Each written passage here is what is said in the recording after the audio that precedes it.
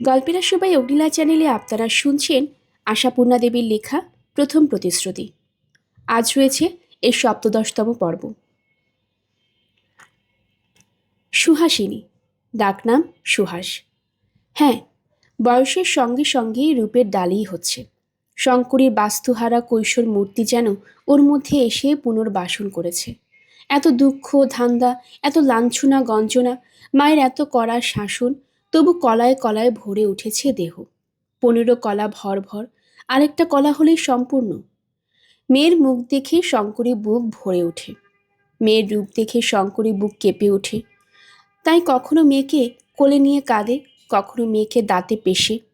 মেয়েকে দাঁতে পেশা তো নয়, নিজেকেই যাতার পেশা। কিন্তু করবে কি শঙ্করী?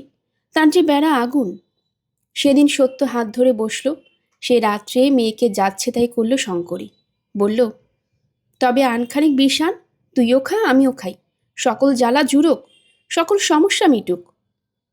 কথাটা এই। মার মারফত সত্যর প্রস্তাব শুনে সুহাস একেবারে বেঁকে বসেছে। ওসব অনা সৃষ্টির মধ্যে যেতে রাজি নয় সে। অনেক হাড়ির হালের শেষ, অনেক ঘাটের জল পার করে এতদিনে যদি পায়ের তলায় একটু মাটি মিলেছে, যার তুল্য নেই, রাজবাড়িতে আশ্রয় জুটে গেছে। এখন আবার অনিশ্চিতের সমুদ্রে ঝাঁপ দিতে যাবার কি দরকার? আপনার লোক তিনকুলে কেউ ছিল না। এক মুঠো পোড়া মুড়ি নিয়ে কেউ এগিয়ে আসেনি। এখন হঠাৎ ভুঁই ফুরিয়ে আপনার লোক গজালো। হতে পারে কোনো এক সময় দেশের লোক ছিল, কিন্তু তাতে কি ৪খানা হাত পা বেরোচ্ছে? হঠাৎ তার এত দরদ উতলে উঠবার কারণটাই বা কি? আর কিছুই নয়, বিনে মাইনে দাসী রাঁধুনি পেয়ে যাবার আশ্বাস। ভেবেছে দুটো দরদের কথা কয়ে একবার বাড়িতে পুড়ে ফেলতে পারলেই হয়। শঙ্করী যেমন বোকা, তাই বুঝতে পারে না এরপর একুল ওকুল দুকুল যাবে। হ্যাঁ, প্রথমটায় এত কথাই বলেছিল সুহাস, এত কথাই বলতে পারে সে। অবশ্যই আর কারুকে নয়, শুধু মাকে। মায়ের উপর দাপটের অবধি নেই। জন্মবিধি যত দুঃখ কষ্ট অভাব অসুবিধে পেয়েছে, চিরদিন তার ঝাল ঝেড়েছে মায়ের উপর। তবু তো সম্পূর্ণ ইতিহাস জানে না, সত্যি ইতিহাস জানে না। জানে গর্ভে নিয়ে বিধবা বলে সেই সন্তানকে অপয়া বলে দূর দূর করেছিল বাড়ির লোক। তাই শঙ্করী দুঃখে অভিমানে মেয়ে নিয়ে পথে বেরিয়েছিল। সেটাই অভিযোগ সুহাসের। মার অবিমৃষ্যকারিতাতেই যে তাদের এই হারি হাল, সেই বিষয়ে সন্দেহ নাস্তি। যাক, সে যা হোক হয়ে গেছে। এখন আবার এ কি? মায়ে ঝিয়ে তর্ক বাঁধে, শঙ্করী যাচ্ছে তাই করে মেয়েকে। এবং সুহাস সতেজে বলে, ঠিক আছে, আমি যখন এতই পাথর তোমার গলার, সে পাথর সরিয়ে দিয়ে যাব। কথায় আছে মাটি বোবা, কিন্তু কলকাতার মাটি বোধ করি কথা কয়। বোধ করি তার মূল বনেদে অনন্তকালের শস্ত্র শস্তরের ঐতিহ্য নেই বলেই প্রকৃতিতে তার উঠতি বয়সের মেয়ের চপলতা আর মুখরতা, সেই মুখরতার ঝাপটায় সে মুখকে বাচাল করে তুলতে পারে। তাই কলকাতার বাসিন্দারা কিছু না শিখেও পণ্ডিত, কিছু না বুঝেও বোদ্ধা। সত্য বলে, এ নাকি শুধু কলকাতার হাওয়ারই নয়, কলের জলেরও গুণ। তা হতেও পারে। আদি অনন্তকাল তো লোকে পৃথিবীর গহ্বর থেকেই আজলা ভরে নিয়ে তৃষ্ণা নিবারণ করেছে, জীবনযাত্রার প্রয়োজন মিটিয়েছে। যেখানে সে গহ্বর আছে ভালো, যেখানে নেই সেখানে কোদাল চালিয়ে গহ্বর ঘুরেছে। তারপর তার কাছে এসেছে ঘট নিয়ে কলসি নিয়ে, ভরে নিয়ে গেছে অসময়ের জন্য। কে কবে মাটির নিচে নল চালিয়ে জলকে হাতের মুঠোয় পৌঁছে দিয়ে তাকে হুকুমের চাকর বানিয়ে ফেলবার কল গড়তে শিখেছিল? শেখেনি, কলকাতা শিখে ফেলেছে। জলহীন দুর্লভ বস্তু কল মোচড় দিয়ে তাকে আদায় করেছে। এ কি কম তাজ্জব? এ জলের বিশেষ গুণ শরীরে বর্তাবে বই কি। আর কিছু না হোক, কলের জলটার সাহসের যোগানদার। নইলে আর নবকুমারের সাহস হয় ভবতোষ মাস্টারকে মুখের উপর বলতে, আমরা আপনাকে ত্যাগ করলাম মাস্টার মশাই, ভবিষ্যতে আপনি আর আমাদের বাড়িতে মাথা গলাতে আসবেন না। বলেছে সে খবরটা নবকুমার নিজে গিয়ে পৌঁছে দিল নিতাইকে। বলল, রেখে ঢেকে বললাম না, বুঝলি, আচ্ছা করে শুনিয়ে দিলাম। যখন মান্যের ছিলেন তখন মান্য করেছি, এখন উনি যদি মান্যের মর্যাদা নিজে ঘুচিয়ে গালে মুখে চুনকালি লেপেন, মান্য রাখবার দায় আমার নয়। এই বুড়ো বয়সে উনি যদি ধর্ম খোয়াতে পারেন, মানুষের ছেদ্দা, ভক্তি, ভালোবাসা সবই খোয়াতে হবে। ছি ছি, কি করে যে দুর্মতি হলো মাস্টারের, ভেবে কুল কিনারা পাচ্ছি না। বিদেশ বিভূঁই জায়গা একটা অভিভাবকের মতো ছিলেন, সেটা ঘুচল। নিতাই একটু পরিতৃপ্তি হাসি হেসে বলে, সম্পর্ক আর রাখবি না তাহলে? খেপেছিস? উনি তো পতিত, পতিতের সঙ্গে আমার সম্পর্ক কি? না, নিতাইকে পতিত বলে ত্যাগ করেনি নবকুমার। প্রতিদিন ওর মেসে ধর্ণা দিয়ে যায় আর হাতে পায়ে ধরে বলে, এবং শেষ অবধি ভবতোষ মাস্টারের পরামর্শ মতো সত্যকে দিয়ে বলিয়ে সুরাহার পথে এনেছে তাকে। অবশ্যই সেও হয়ে গেল অনেক দিন। নবকুমারের বড় ছেলে, যার ভালো নাম নাকি সাধন কুমার, সে তখনও 4th ক্লাসে পড়ত, আর এখন সে এন্ট্রেন্স পাশের পড়া পড়ছে। সত্য বলেছে জলপানি নেওয়া চাই, বলেছে জলপানি নিয়ে পাশ করতে না পারলে সত্য জীবনের সাধনায় মিথ্যে। গায়ের ছেলেরা 5 মাইল রাস্তা ভেঙে স্কুলে পড়ে পড়ে যেটুকু করছে, সত্য সাধন কুমারও যদি এতখানি সুযোগ সুবিধে পেয়েও সেইটুকু করে, কি হলো এই যুদ্ধ আর বলক্ষয়? অবশ্যই শুধু জলপানি পাওয়াটাই শেষ কথা নয়, মানুষের মতো মানুষ হতে হবে সত্যর ছেলেদের। কিন্তু লেখাপড়ার মুখোজ্জ্বলটা তো তার প্রথম সোপান। তার ছেলেটা মুখ রাখবে বলে মনে হয়? অন্তত ওর মাস্টার তো তাই বলে। নগদ মাস মাস 10 টাকা দিয়ে যে মাস্টারকে পুষছে নবকুমার। কিন্তু নবকুমারের মাস্টার যে এভাবে নবকুমারের মুখ পোড়াবেন, এ কথা কে কবে ভেবেছিল? স্বস্তি জিনিসটা কি এতই দুর্লভ? সে কতদিন তো গেল নিতাইয়ের দুর্মতির গ্লানিতে। কত হাঁটাহাঁটি করতে হয়েছে তার মেসে, কত কাকুতি মিনতি করতে হয়েছে তার কাছে। হেসে উড়িয়েছে নিতাই, জ্বালা ভরা তিক্ত হাসি। বলেছে, আমাদের মতন একটা অক্ষদ্য অবেদ্যের জন্য আবার ভাবনা, রইলাম কি উচ্ছন্ন গেলাম, ত্রিভুবনে কার কি এসে গেল তাতে? বেশ আছি, খাচ্ছি দাচ্ছি, রঙিন নেশা নিয়ে পড়ে আছি। তোমরা বাবা গুড বয়, দামি মাল, জগতে তোমাদের দরকার আছে, তোমরা ভালো হওগে। কিন্তু এই এক জায়গায় নবকুমার হাল ছাড়া হয়নি, দৃঢ় থেকেছে। নিতাইকে সুপথে আনতেই হবে। শেষ পর্যন্ত ভবতোষ মাস্টারের নির্দেশ মতো সত্যর কাছে নিতাইকে টেনে এনে হাজির করেছিল নবকুমার। বলেছিল, নাও এবার মোকাবেলা করো দেওরের সঙ্গে, বোঝাও সংসারেও দাম আছে কি নেই। সত্য তখন সংসারীর ব্যাপারে মন প্রাণ ভালো নয়, তাই থমথমে মুখে বলেছিল, দাম আছে কি নেই সে কথা আমি বোঝাবো? নবকুমার মাথা চুলকে বলে, ও তো তাই বলছে, মানে বলছে ও উচ্ছন্ন গেলে কারো কিছু এসে যাবে না। হঠাৎ স্পষ্ট করে চোখ তুলে তাকিয়েছিল সত্য নিতাইয়ের দিকে। বলেছিল, কারো কিছু এসে যাবে না সেটা জেনে ফেলেছ? সব জানতা তুমি? নিতাই সেই দৃষ্টির সামনে মাথা নিচু করেছিল। সত্য তীব্র স্বরে বলে উঠেছিল, আমি বলছি আমার এসে যাবে, মানবে সে কথা? নবকুমার এই তীব্রতার মানে খুঁজে পায়নি, ঘাবড়ে গিয়েছিল। ওর ধারণা ছিল সত্য কাকুতি মিনতি করবে, দিব্যি দিলেশা দিবে, কিন্তু কই, তেমন তো দেখা গেল না। ধমকি কি দিল মনে হচ্ছে না তা, অথচ কথাটা যে জোরালো তাতে সন্দেহ নেই। আবার তেমনই জোরালো সুরে বলে সত্য, আমি বলছি তোমায় ভালো হতে হবে, সভ্য ভব্য ভদ্র লোক হতে হবে। মানুষ যে বনের জন্তু জানোয়ার নয় সেটা মনে রাখতে হবে। আপিসে ছুটি নাও 10 দিন, দেশে যাও, বউ নিয়ে এসো, আমি এখানে বাসার ব্যবস্থা করে রাখছি। বউ? বাসা?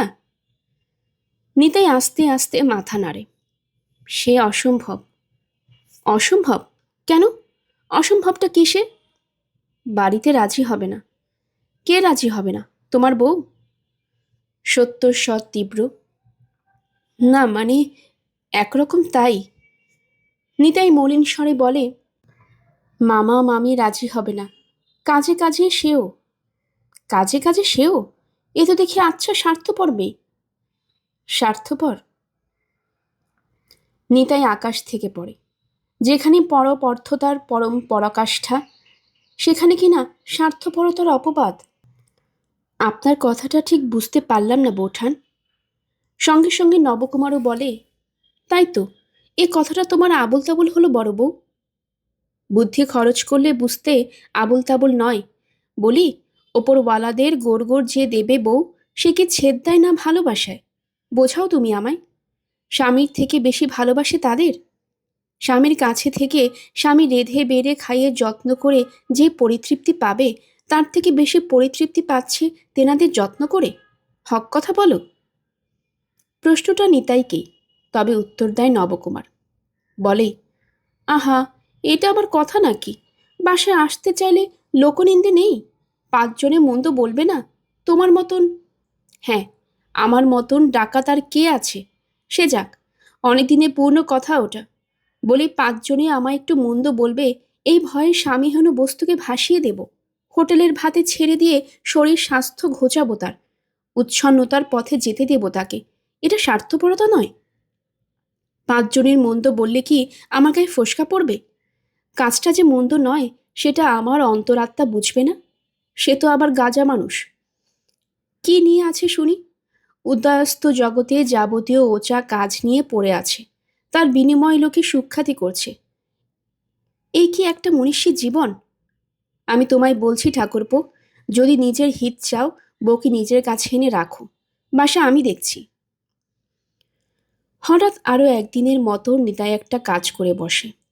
হেঁটো হয়ে সত্যর 2 পায়ে হাত দিয়ে সে মাথায় হাত ঠেকিয়ে বলে, নিজের হিত অহিত আমি বুঝি না বৌঠান, বুঝি শুধু আপনাকে। আপনি যদি হুকুম করেন তাহলেই।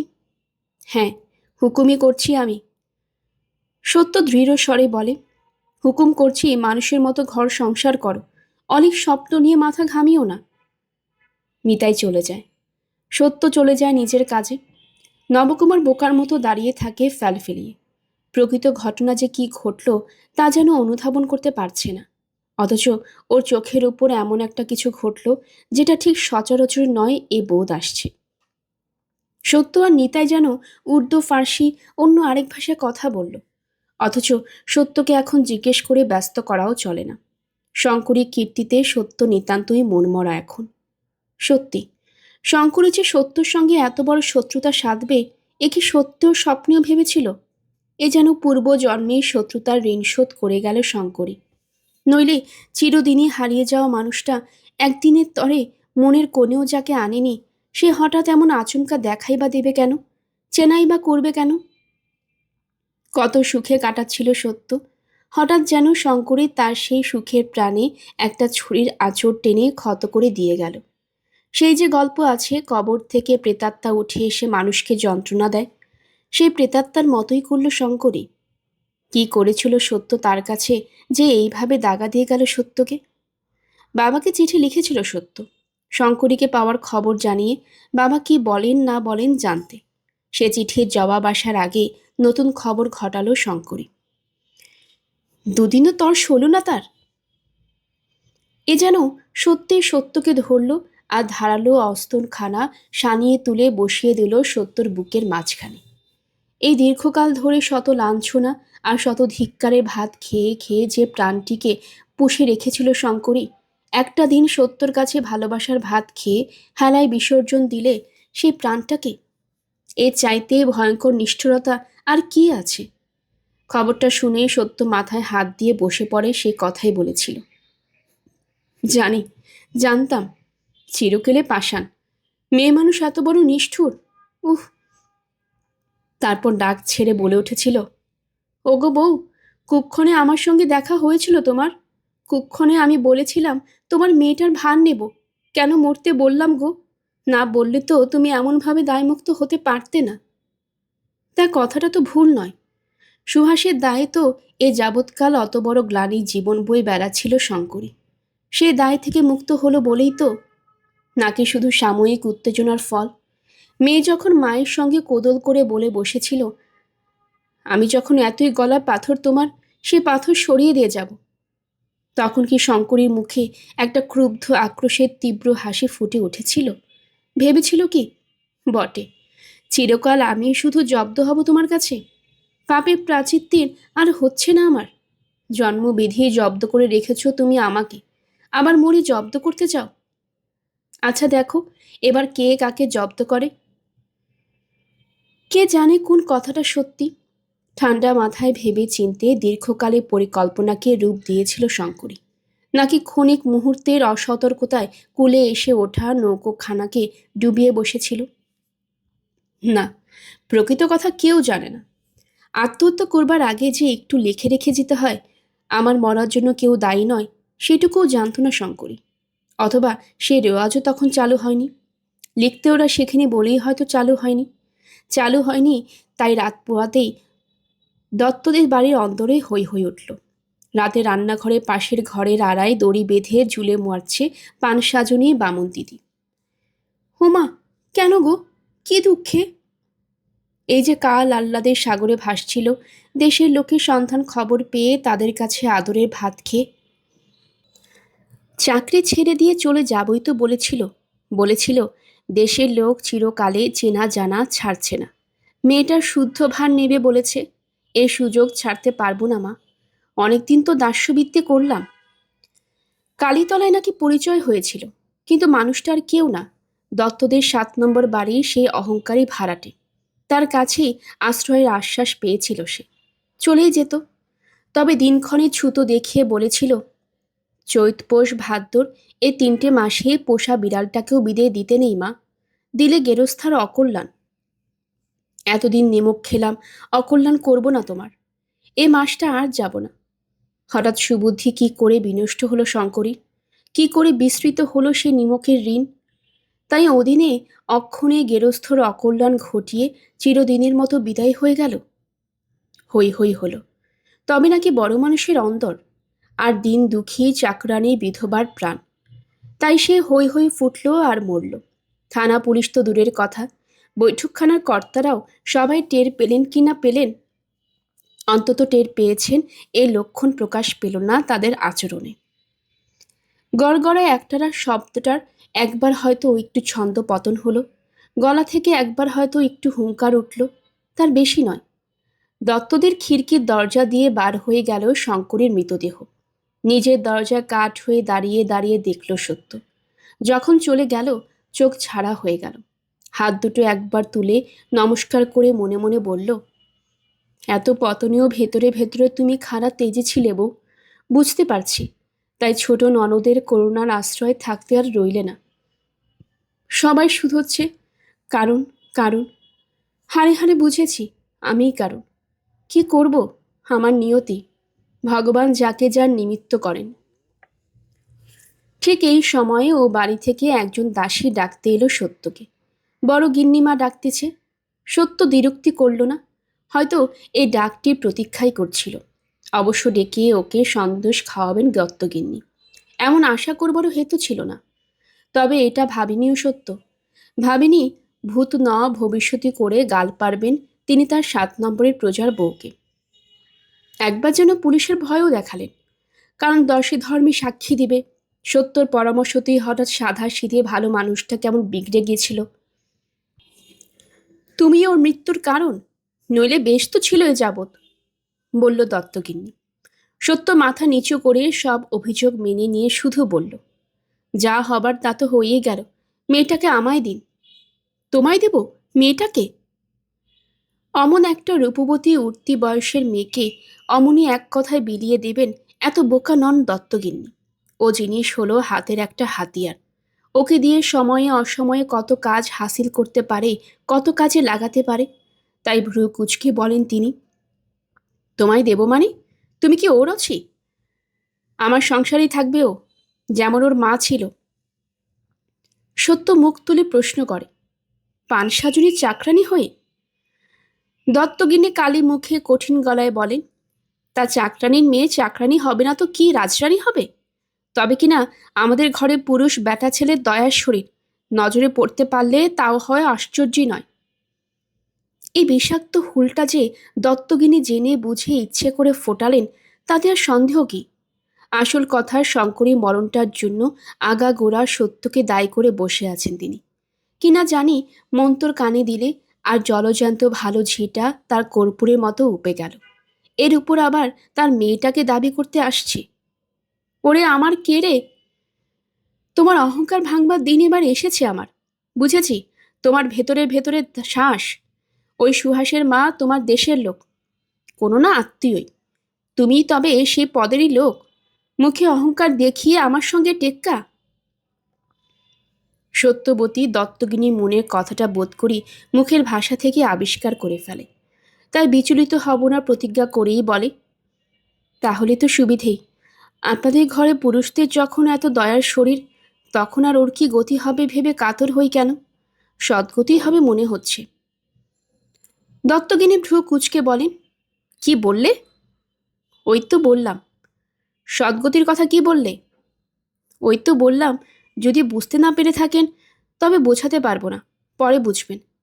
আচ্ছা, তাহলে যেতে অনুমতি দিন। দত্তগিন্নি আবার নিজ মূর্তি ধরলেন, বললেন, তোমায় আমি পুলিশে দিতে পারি জানো? বলতে পারি আমার লোক তোমার প্ররোচনায় মরেছে। সত্য মৃদু হেসে বলে, তবে সেই চেষ্টাই করুন। কিন্তু আপাতত আপনাদের কোনো দাসীকে, ছোট ছেলেকে আমার সঙ্গে দিন, দেখিয়ে দেবে কোথায় আপনাদের বৈঠকখানা। বৈঠকখানা দেখিয়ে দেবে? বৈঠকখানে যাবে তুমি? তোমার মতলবখানা কি তাই বলো তো? দয়া মানুষদের কাছে একটু ভিক্ষে চাইব, বামুনের মেয়ে, তাতে দোষ নেই। এ তো আচ্ছা জাহাবাজ মাগি। দত্তগিন্নি তেড়ে খাট থেকে উঠে দুমদুম করে মাটিতে নেমে আসেন, বলেন, তোমার রীতিনীতি তো ভালো দেখছি না। বৈঠকখানা বাড়িতে গিয়ে পুরুষদের কাছে কি ছলাকলা করতে যাবে শুনি? বলি, একটু লাজ লাগবে না? সত্যর মাথার কাপড়টা খসে পড়েছিল, সত্যর মুখটা লাল হয়ে উঠেছিল। দুটোকে সংবরণ করে সত্য শান্ত সুরে বলে, লজ্জার কি আছে? শুদ্ধর মাত্রে ব্রাহ্মণ কন্যা সন্তান তুল্য, সন্তানের কাছে মায়ের লজ্জার কথাটা উঠবে কেন? তারপর কিসে কি হলো দত্তগিনীর অজ্ঞাত। তবে সুহাসিনীকে সত্য সংসারে ভর্তি করে দিতে হলো তাকে। মেজকর্তা অর্থাৎ মেজ দেওর চটি ফটফটাতে ফটফটাতে অন্তরে ঢুকে এসে আদেশ দিলেন, ওই বামুন মাগির মেয়েটাকে 7 নম্বর বাড়িতে চালান করে দাও গে বড় বউ। মেয়েটা নাকি ওদের দেশের লোক।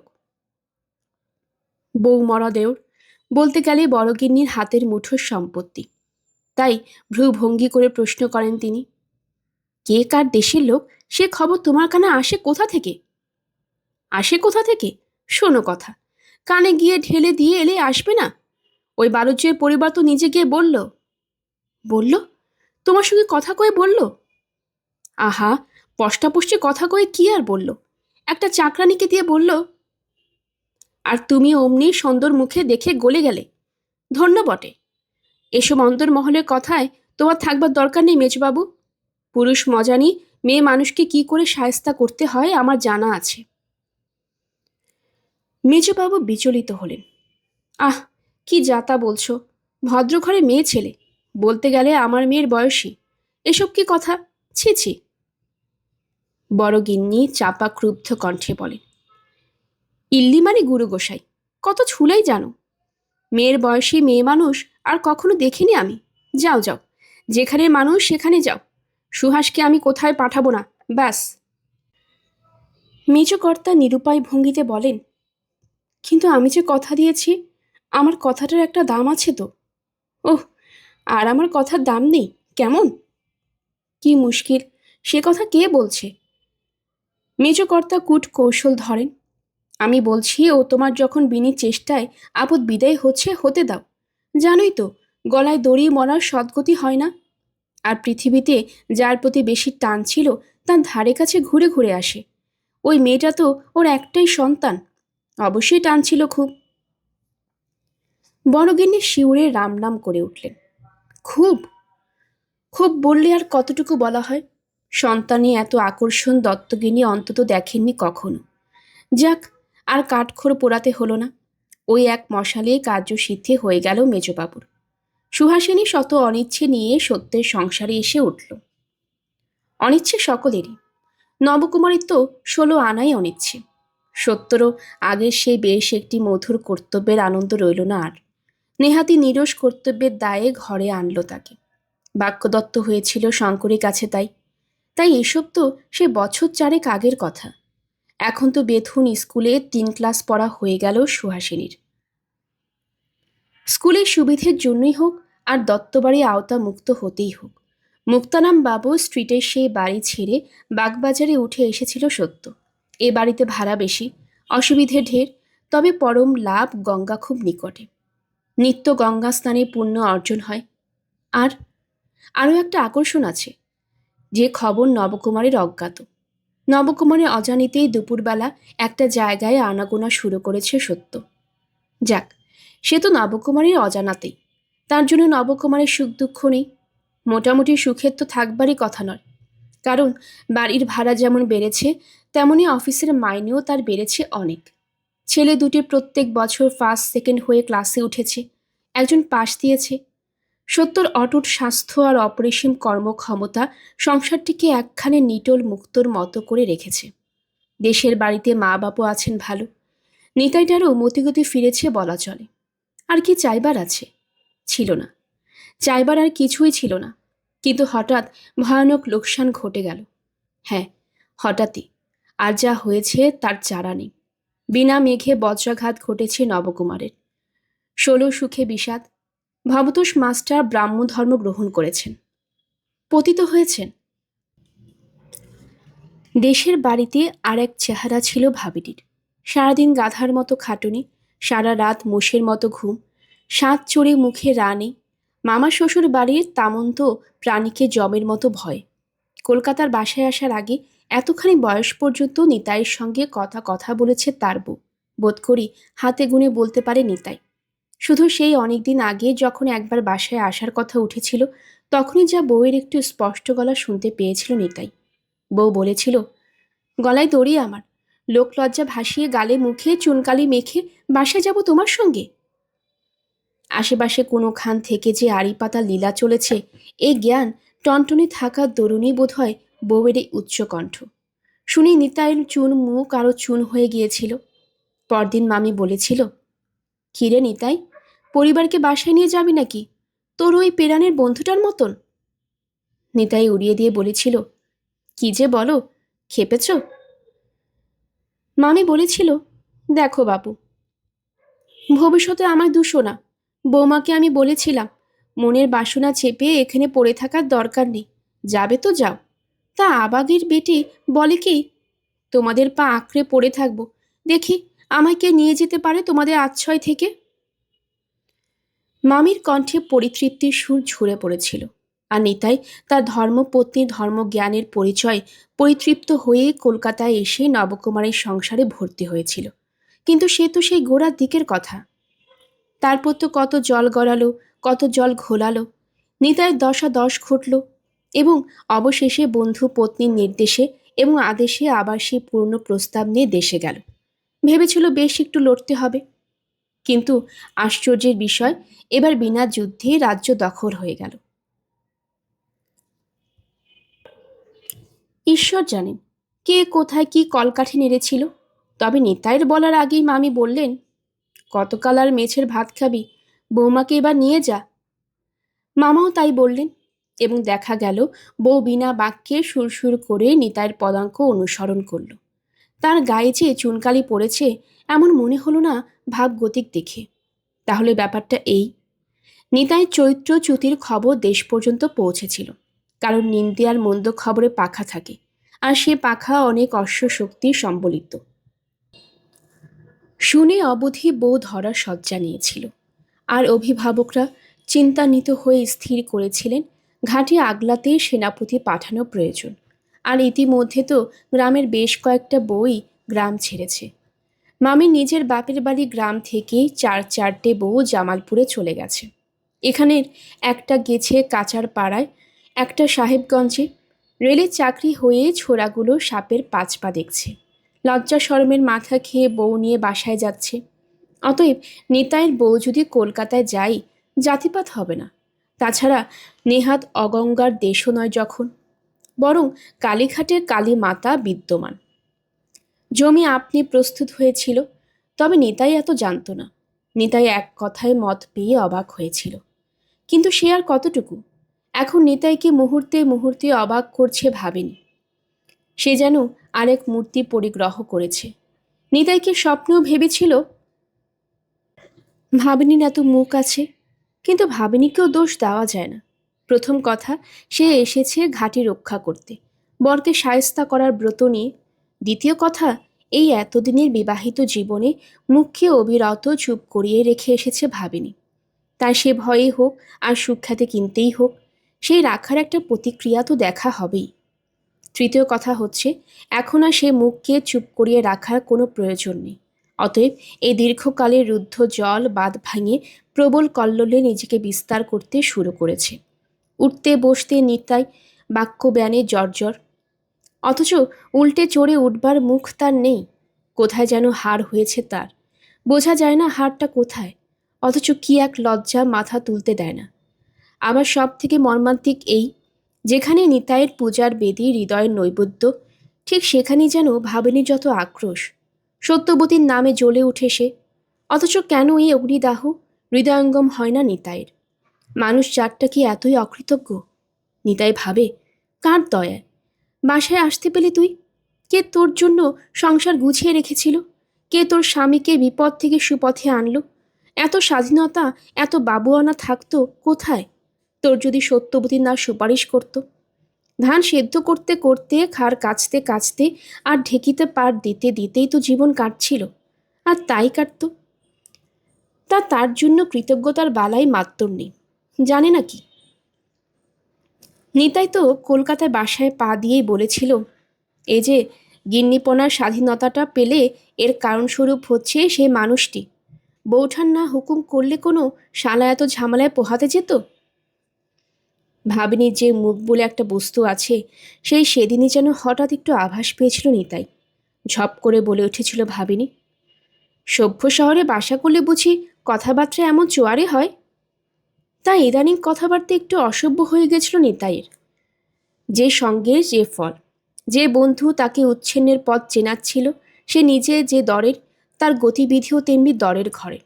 কাজে কথাবার্তার চাল চলনে একটু প্রভাব পড়বেই, না পড়ে যাবে কোথাও? নিতাই শালা একটা শব্দটা উচ্চারণ করে ঈষৎ লজ্জিত হয়েছিল। ভাবিনীর মন্তব্যে আরও দমিয়ে গিয়ে বলল, আই দেখো, বাসায় পা দিতে না দিতেই যে গিন্নিত্ব শুরু করলে। সেদিন ওইটুকুর ওপর দিয়ে গিয়েছিল, কিন্তু দিনে দিনে কলা চাঁদ বেড়ে যায়। এখন 16 কলায় বিকশিত হয়ে উঠেছে ভাবিনী। আজ সকালেই হয়ে গেল এক চোট। রাত থেকে মাথাটা টিপটিপ করে সর্দি জ্বর মতো হয়েছিল নিতাইয়ের। বলেছিল, ভাতও খাবো না, অফিসও যাব না। শুনে একটু প্রসন্ন হয়েছিল ভাবিনী। বাজা মানুষ, সারাটা দিন একাই কাটে, এ তবু বাড়িতে থাকবে লোকটা। চোরের রাত্রিবাস, একটা দিন একটা দিনই। ছুটির দিনগুলো তো নিতাইয়ের কাটছে আজকাল একটা নতুন নেশা। ঠিক নতুনও নয়, পুরনো নেশা ঝালানো। দেশে গ্রামে তো ওই ছিল একমাত্র আনন্দ। মাছ ধরা ধরেছে আজকাল নিতাই আর নবকুমার ফি রবিবার। অফিসের সহকর্মীদের মধ্যে অনেকেরই একটু এদিকে সেদিকে বাড়ি বাগান পুকুর আছে, তারা নেমন্তন্ন করে মাছ ধরতে। অতএব শনিবার দুপুর থেকে ছিপ হুইল বড়শি চার নিয়ে ব্যস্ততা পড়ে দুই বাড়িতে। সে যাক, আজ রবিবার নয়, তাই খুশি হলো ভাবিনী। আর শহরের বাসায় কম কাজ করে করে আলসি হয়ে যাওয়া মনে ভাবল, যাক, তাহলে আজ রাঁধবই না। ও যেমন ভাতের বদলে মুড়ি চিড়ে খেয়ে থাকবো, আমিও তাই থাকবো। তবে আজ তিথিটা ভালো নয়, দশমী। এও রক্ষে করতে একটু মাছ মুখে দেওয়া দরকার। তা রাতে সে লক্ষণটুকু পারলেই হবে। কলসিতে কই মাছ জিয়ানো আছে। সেই মন নিয়েই খানিক বেলায় আজ ছেলের কাকাখানা আর ছুতসুতো পেরে নিয়ে বসেছিল ভাবিনী। নিতাই ঘরে শুয়ে পা নাচাচ্ছিল। হঠাৎ উঠে এসে বলল, এ কি, রান্না না চড়িয়ে কাঁথা পেরে বসেছ যে? ভাবিনী মুখ কুচকে বলে, তুমিই যখন খাচ্ছ না, তখন আর নিজের জন্য কে আবার হাড়ি নাড়ে? নিতাই অবাক হয়ে বলে, তার মানে আমি খাবো না বলে তুমিও হরি মটর? ছি ছি, এ আমার একটা কথা নাকি? খাবে কি? ভাবিনী একটা উচ্চাঙ্গের দার্শনিক ভঙ্গি করে বলে, মেয়ে মানুষের আবার খাওয়া, ও তোমার সঙ্গে দুটো খইমুড়ি খেলেই হবে। এই দেখো, চুলে জ্বালবে না? দরকার তো দেখছি না কিছু। নিতাই ইতস্তত করে বলে, তবে আর কথা কি, নইলে ভাবছিলাম। কি ভাবছিলে? না থাক। ভাবিনী কাঁথা সরিয়ে রেখে বলে, থাকবেই বা কেন, বলোই না। নিতাই বলে, না মানে বলছিলাম কি, তেমন কিছু জ্বর তো হয়নি। আলু মরিচের দম দিয়ে দুখানা গরম গরম রুটি খেলে মন্দ হতো না। রুটি? রুটি শুনেই ভাবনির মাথায় বজ্রাঘাত হয়। রুটি কথাটাই শুনেছে এ যাবৎ, হাতে করে গড়েনি কখনো। তাদের গায়ে ঘরে এ বস্তুর চলনই নেই। ভাত খাও ভাত, না খাও মুড়ি আছে, চিড়ে আছে, খই বাতাসা ফুলুরি কলাই সিদ্ধ আছে, যেমন যার শরীরের অবস্থা বুঝে সেবা কর। রুটির কথা উঠে না। কলকাতায় এসে নিতাই এই চালটি শিখেছে। আর একদিন অমনি সন্ধেবেলায় ফিরে বলে বসেছিল, দেহটা কেমন ম্যাচ ম্যাচ করছে, দুখানা রুটি গড়ো না, আটা নিয়ে এসেছি একেবারে। সেদিন একটু অনিষ্ট ভাষণ করতে হয়েছিল ভাবিনীকে। স্বামীর কাছে মিথ্যা বলা পাপের জন্য অলক্ষ্যে একবার নাকটা কানটা মলে নিয়ে বলেছিল, হো হরি, তা কি জানি ছাই, ভাত তো চড়িয়ে ফেলেছি। নিতাই অবশ্য রান্নাঘর খানা তল্লাশ করতে যায়নি। তবে থাক বলে আটার ঠোঙাটা নামিয়ে রেখেছিল। সেই ঠোঙার শুদ্ধ আটা মজুত আছে নিতাইয়ের জানা, কাজেই বাসনটা প্রকাশ করে ফেলে, অন্য চিন্তায় পড়ে না। কিন্তু ভাবনির মাথায় যে দুশ্চিন্তার পাহাড় চাপল। রুটি গড়তে পারবো না বলাটাও যেমন কঠিন, রুটি গড়তে জানি না বলাটাও তেমনি কঠিন। তবু শেষ চেষ্টা করে সে। বলে, দিন দুপুরে শুকনো রুটি আর কেন খাবে তবে, বরং একটু খিচুড়ি চড়িয়ে দিই, তাই গরম গরম। না না, খিচুড়ি না। নিতাই ভাবিনীর আশার মূলে কুঠারাঘাত করে। অন্য দ্রব্যটা থাক, ওতে শরীর অসুস্থ হয়। রুটিটা নেয়াজ শুকনো না করো, গাওয়া ঘি একটু মাখিও, মেলা করো না, ওই খান 12-14, অল্পাহারি ওষুধ। অজ্ঞতায় আটার ঠোঙা নিয়ে রান্নাঘরে ঢুকতে হয় ভাবিনীকে ভাগ্যকে ধিক্কার দিতে দিতে। কোথায় আজ কাঁথাখানা মিটিয়ে ফেলবে আশা করছিল উনুনের দায়ে ধরা পড়বে না। সে জায়গায় কিনা একেবারে মাথায় আকাশ। বলা বাহুল্য, রুটির ব্যাপারে ভাবিনীর প্রচেষ্টার সাফল্য মণ্ডিত হলো না। কারণ প্রথমেই প্রয়োজন অতিরিক্ত জল ঢেলে আটাটাকে প্রায় শিরনিতে পরিণত করে ফেলেছিল সে। তারপর যদিও ছিঁড়ে খুঁড়ে বহুকণ বিশিষ্ট খান কয়েক আটার চাকল বানালো হিমশিম খেয়ে, তাদের উনুনে ফেলে তুলতে তুলতে পুড়ে উঠল প্রায় সবগুলো। অথচ আবার গঠন শৌকুমার্যে জায়গায় জায়গায় কাঁচাও বর্তমান। ওদিকে দুপুর গড়িয়ে যায়। নিতাই অনুমান করে নিজের জন্য রুটি করছে ভাবেনি, আর সে রুটির সংখ্যা অনুমান করে মনে মনে একটু ধেসে ধৈর্য ধরে বসে থাকে। কিন্তু ধৈর্যেরও তো একটা সীমা আছে। পেটের মধ্যে যে সাড়া উঠেছে, বারবার সাড়া দিয়ে উসখুস করে অবশেষে রান্নাঘরের দরজাতে এসে দাঁড়ায় নিতাই। কি এত 950 ব্যঞ্জন রাঁধো? বললাম যে শুধু 2খানা রুটি আর আলু মরিচের দম হলেই হবে। ভাবিনি আজও মনে মনে নাক কান মলে বলে, উমা, তাই কি আবার খেতে পারে মানুষ? একটু সোনামুগের ডাল চড়াচ্ছি। এই দেখো, আবার ওইসব, তাই এত দেরি হচ্ছে? দরকার নেই, ওই যা হয়েছে তা দিয়ে দাও। দিয়ে তো দেবে, কিন্তু আলু মরিচের দম কই? আলু তো এখনো ঝুড়িতে। অজ্ঞতায় হাড়ি ভাঙতে হয় ভাবিনীকে। সবটা নয়, হাড়ি কানাটা। বলতে হয়, একটু অপেক্ষা করো, দেরি আছে। নিতাই ছটফট করে আর বলতে থাকে, ও না হয় পরেই হবে, শুধু গুড় রুটিও মন্দ না। অতএব শুধু গুড় রুটি ধরে দিতে হয় ভাবিনীকে স্বামীর পাতের গোড়ায়। আর জোর খিদের মুখে সেই গুড়ের ডেলা আটার পিণ্ডি দর্শনে নিতাইয়ের সমস্ত রক্তকণিকা মুহূর্তের মধ্যে অগ্নিকণিকায় পরিণত হয়ে মারমার করে ওঠে। থালাটা ধরে দিয়ে ছুতো করে রান্নাঘরে ঢুকে পড়েছিল ভাবিনী। হঠাৎ থালা আঁচড়ানো ঝনঝনের শব্দে চমকে বেরিয়ে এসে দাঁড়িয়ে পড়ল। এতটা আশঙ্কা ছিল না তার, কিন্তু দেখল থালাটা অদূরে নিক্ষিপ্ত। সব কখানা রুটি একসঙ্গে তাল করে হাতে চটকে নিতাই চেঁচাচ্ছে, কি হয়েছে কি? আমার ছেঁড়া তোর পিণ্ডি? বলি 2খানা রুটি গড়বানা যদি ক্ষমতা না থাকে বলনি কেন আগে? কোনো শালা বেকুব খেতে চাইতো তাহলে? আমার যেমন মুখম্মি, বাজার থেকে 2 আনার পুরি তরকারি কিনে এনে খেলে চুকিয়ে যেত। তা নয়, স্বাদ করে রুটি খেতে চাইলাম আমার কর্মিষ্ঠী পরিবারের কাছে। বোঝা উচিত ছিল এসব সভ্য কাজ সবাইয়ের জন্য নয়। সেই যে বলে, বাপের জন্মে নেইকো চাষ, ধানকে বলে দুর্ব ঘাস, এ হচ্ছে তাই। তা শহরে যখন এসেছ, সভ্য কাজ একটু শিখতে হবে বই কি। তোমার ধান সেদ্ধ ঢেকি কোটার মহিমা তো চলবে না এখানে, তাই পরামর্শ দেই, একবার আধবার বৌঠানের কাছে গিয়ে মানুষের মতো কাজকর্ম শিখে এসো 2-1খানা। বড্ড বেশি খিদে, মাথার বড্ড বেশি আশাভঙ্গ হয়ে বোধ করি মেজাজের ওপর রাশ রাখতে পারেনি নিতাই। কিন্তু সকলেরই ধৈর্য সীমা আছে। বিশেষ অপ্রতিভ হয়ে গিয়েছিল বলেই এতগুলো কথা নীরবে শুনেছিল ভাবিনি। মানুষটা খিদের মাথায় উত্তর প্রত্যুত্তর করবে না ভাবিতেছিল, এবং মনে মনে আঁচ করছিল রাগটা একটু নরম হলে বরং তুতিয়ে পাতিয়ে 4টি খই দুধ। কিন্তু শেষ রক্ষা হলো না। শেষ টানটা আর সইতে পারল না যন্ত্রের তার। ছিঁড়ে পড়ল ঝনঝনিয়ে। পড়বেই। তোমার গায়ে আমার পায়ের আগাটা একটু ঠেকে গেছে বলে তুমি আমায় কষে লাথালে আমি সইব?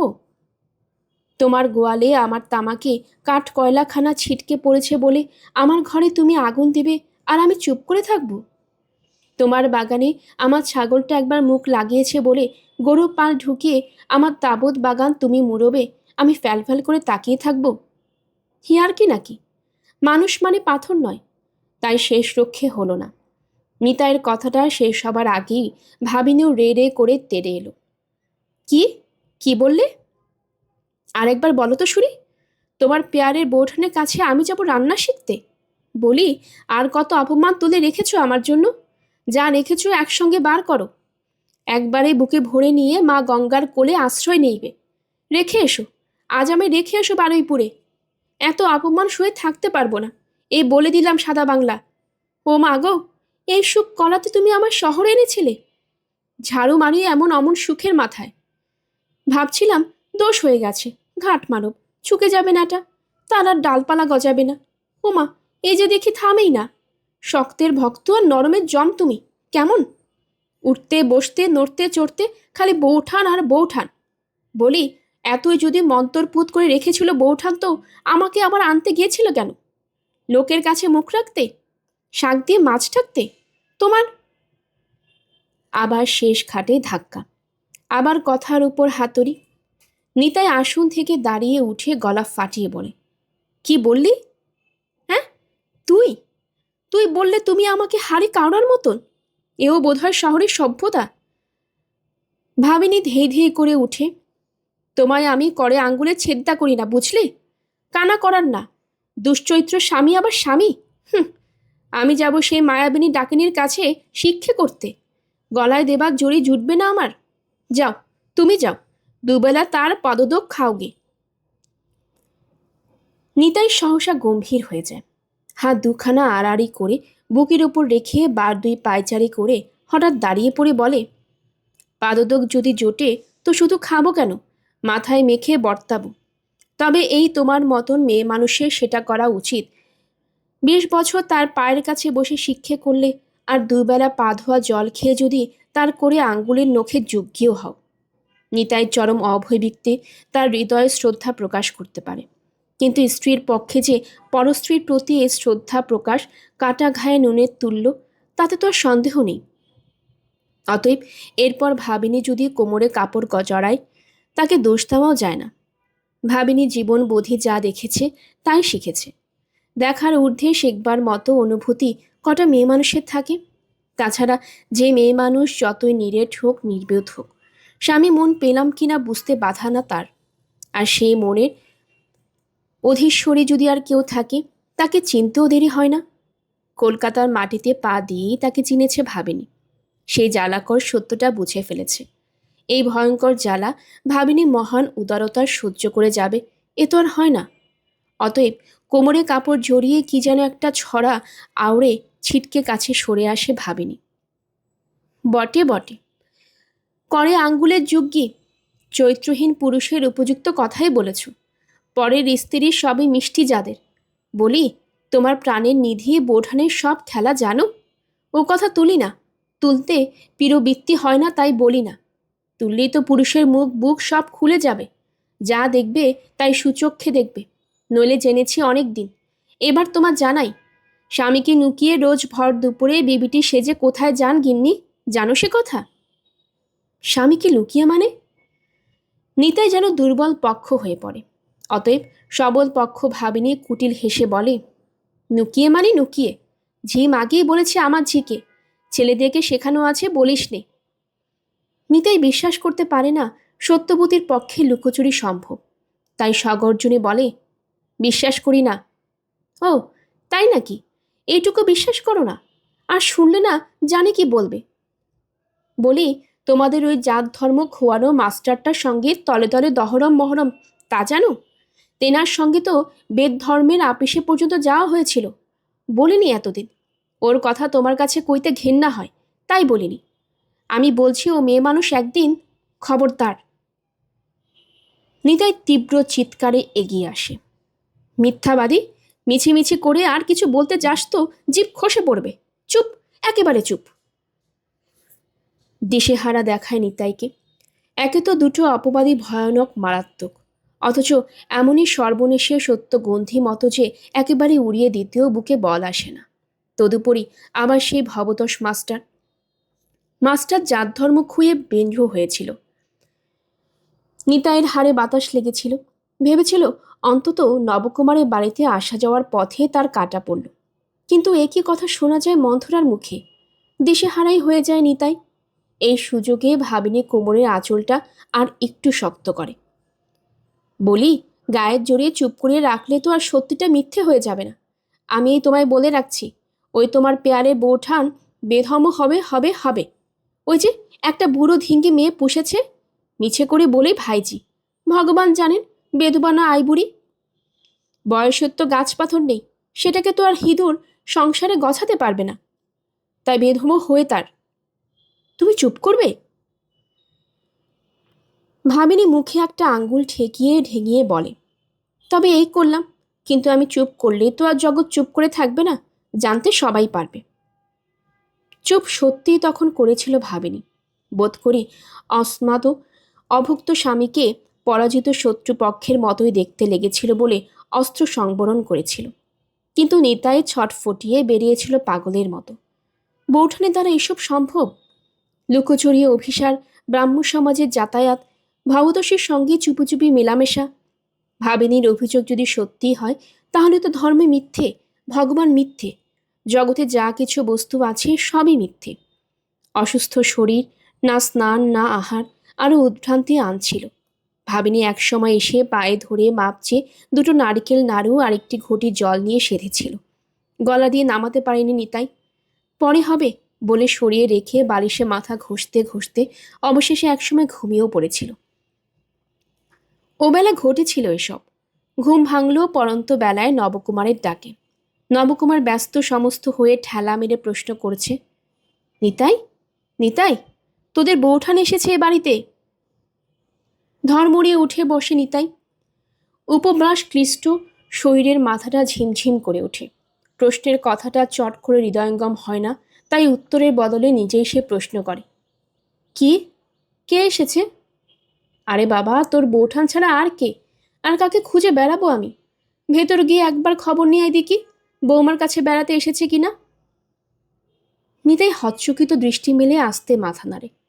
কি মুশকিল, বসে বসে হাত কুচ্ছিস কেন? তুই তো ঘুমোচ্ছিলে মন্দারাম।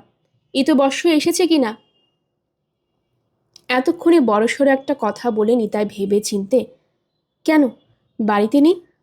এই দেখ, থাকবে যদি তো আমি ছুটে এসে হামলা করছি কেন? ওর তুই একবার। অজ্ঞতায় উঠতে হয় নিতাইকে।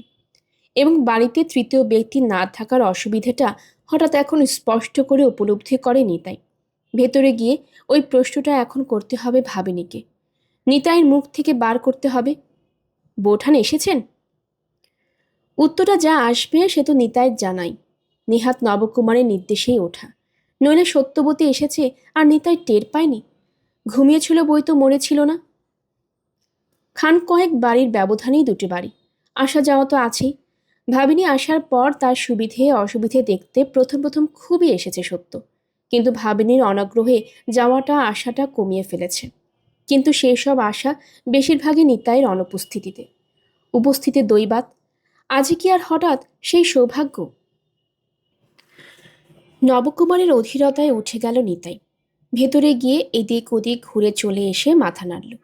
মান থুয়ে জিজ্ঞেস করতে হলো না। দেখল ভাবিনী একা বসে সন্ধ্যের অন্ধকার তুচ্ছ করে কাঁথাখানায় সেলাই করছে। ভর সন্ধে যে ছুত সুতো হাতে করতে নেই, এই শিক্ষাও যেন বিস্তৃত হয়ে গেছে ভাবিনীর। কি হবে নিতাই? নবকুমার প্রায় ভ্যাক করে কেঁদে ফেলে। নিতাই শুষ্ক মুখে বলে, আর কোথাও গেছেন হয়তো। আর কোথায় যাবে? একার কোথা যাবে? নবকুমার কাতরভাবে বলে, কপালক্রমে ঠিক এই সময় টুটু থাকা দুদিনের জন্য ওদের ঠাকুমা ঠাকুরদাকে দেখতে বারুইপুর গেছে।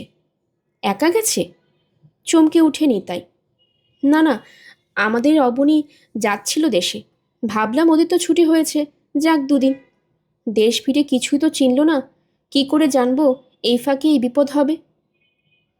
নিতাই আরও শুষ্ক কণ্ঠে বলে, তোমার সঙ্গে কোনো বচসা টর্চা হয়নি তো? মানে গঙ্গার দিকে টিকে? না না, সেসব কিছু নয় নিতাই। তবে আমাকে না জানিয়ে তো টুডুর মা কোথাও। আবেগের বখে মুখে এসেছিল নিতাইয়ের। তা তিনি যান, শুনেছি সে খবর। কিন্তু আবেগকে প্রশমিত করে, আস্তে আস্তে অন্য কথা বলে, সেই যে মেয়েটা, মানে সুহাস আর কি, সে নেই। সে তো স্কুল থেকে এসে পর্যন্ত না দেখে ভাবনা করছে, ঝিটাও কিছু জানে না। কি হবে নিতাই? কি হবে, কি হচ্ছে, কি হতে চলেছে, তার কি কিছু জানে নিতাই? তার শূন্য মস্তিষ্কে যেন সহস্র বোলতার শনিয়ে ওঠে। মাথার ভার ঘাড় বহন করতে রাজি হয় না। বালিশে ধপ করে মাথাটা ফেলে ভাঙা গলায় বলে ওঠে নিতাই, আমি তো কিছুই বুঝতে পারছি না। কিন্তু আর একজন তো সবে বুঝতে পেরে ফেলেছে। নিতাইয়ের ওই একবার নিঃশব্দে অন্তপুরে পাক খেয়ে আসার পর মুহূর্তে কাঁথা ফেলে উঠে এসেছে ভাবেনি। দরজার ফাঁকে চোখ কান রেখে আড়ি পেতে পিঠের কথাবার্তা শুনেছে এবং শুনেই সমস্ত রহস্য হৃদয়ঙ্গম করে ফেলেছে। একটা বদ বিচ্ছিরি মেয়ে মানুষের জন্য দুটো দোষী পুরুষ যে এরকম মচ্ছি হয়ে পড়বে, এও তো অসহ্য, চোখে দেখাই শক্ত। ওই অসহ্য ব্যাপারটা আর বেশিক্ষণ বরদাস্ত করতে পারে না ভাবেনি। ঠনঠনিয়ে দরজার শেকলটা নেড়ে দেয়। সেই ঠনঠনানের মধ্যেও যে কোনো রহস্যবার্তার ইশারা।